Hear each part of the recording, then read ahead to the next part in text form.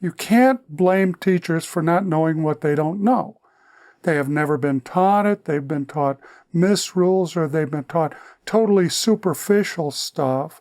They've never been brought to a hard criterion in working with kids, particularly hard to teach kids. And a lot of them are reinforced because they work now with higher performing kids.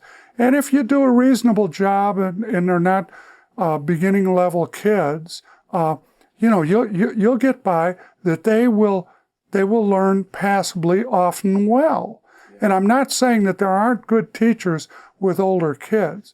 I'm saying that the kind of knowledge you need to work with the failed kid or the beginning reader who's hard to teach, or the beginning reader that shouldn't be hard to teach but is because he or she happens to just be one that picked up on the miscues or that the teacher gave them and trying to follow the bad advice that the teacher gave, is now very confused.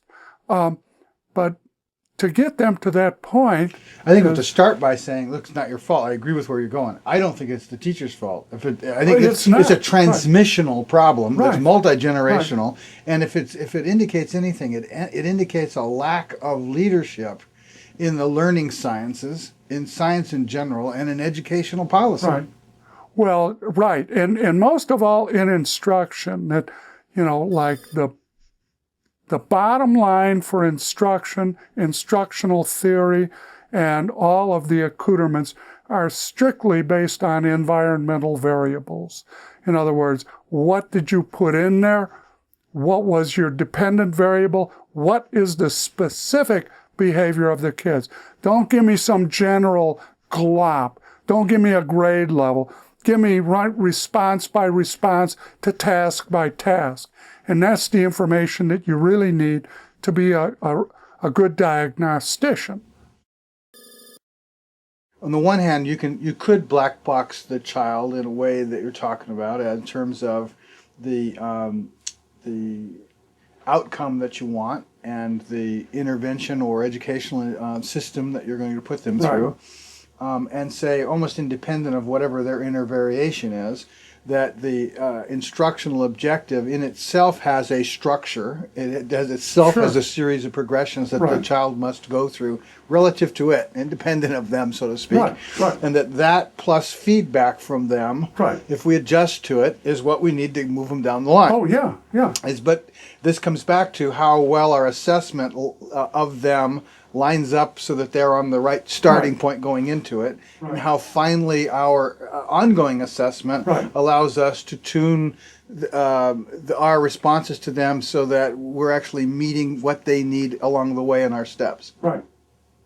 I agree totally. That translated into, this stair-step program idea, it means simply that you can use every single lesson, every single task, and every lesson as a test if you have appropriate criteria.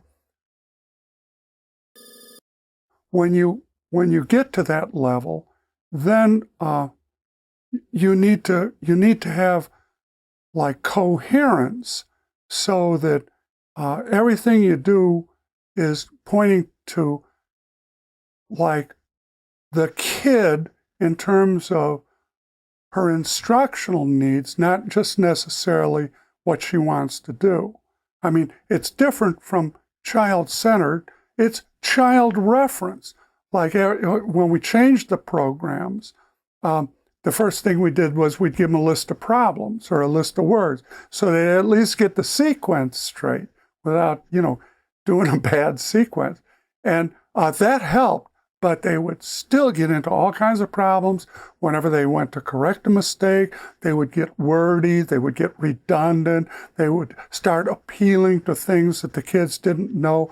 They would try to be intuitive and say, well, look, you can see the difference. No, obviously he can't see the difference, or he wouldn't have made that mistake. But what makes it obvious or not obvious is the degree to which the teacher's general orientation is syncing up with that child, rather than way back in some map of their own about the assumptions of what's going on. Absolutely. So how do we create environments in where the teacher's learning first person, not theoretical, not by buying into you or to me or to anybody's ideas, but they're first person getting how fundamentally important it is to be able to read, sync up with what's going on inside the child.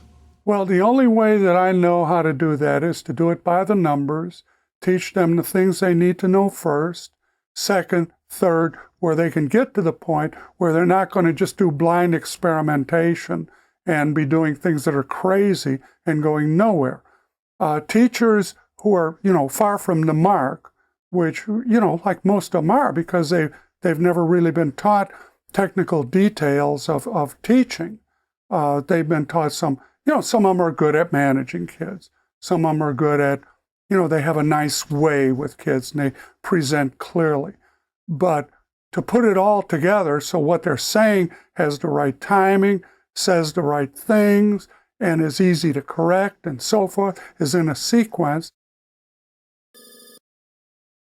The only way you can do that is, or that I know, in any reasonable length of time, which is why we arrived at the format we arrived at, is to basically script it, put them through it so that they don't have to attend to all the details of the wording. They don't have to attend to the details of sequence, review, any of that greatly. All they have to do is learn how to interact with those kids. And, there are simple interactions, giving them feedback. There are a little more complicated ones involving corrections. Then there are, quote, motivating ones where you're using information to show them that they're smart and that what they're doing is worthwhile, that they have adopted the role of a good learner, and you really appreciate that, and it's really helping them grow. My question is, I went into a school and talked with a reading coordinator. They're using Reading Mastery. And we talked about it, and how's the script working? I'm starting to explore this, and she says, oh, I love it. My teachers, they don't even have to think. This was the response. Yeah. I love it.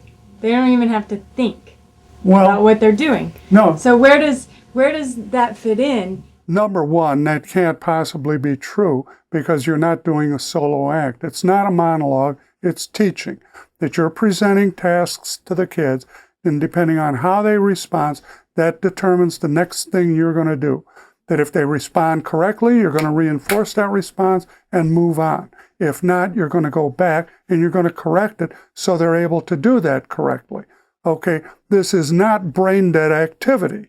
I'm sorry, this requires attention. Teachers are often not very good at that. They can't hear the responses. Their pacing is wrong, so that they have a group that is led by some kids. Like if there's anything that really kills learning in kids, it's when a group response cannot function for the teacher as giving information about all the individuals.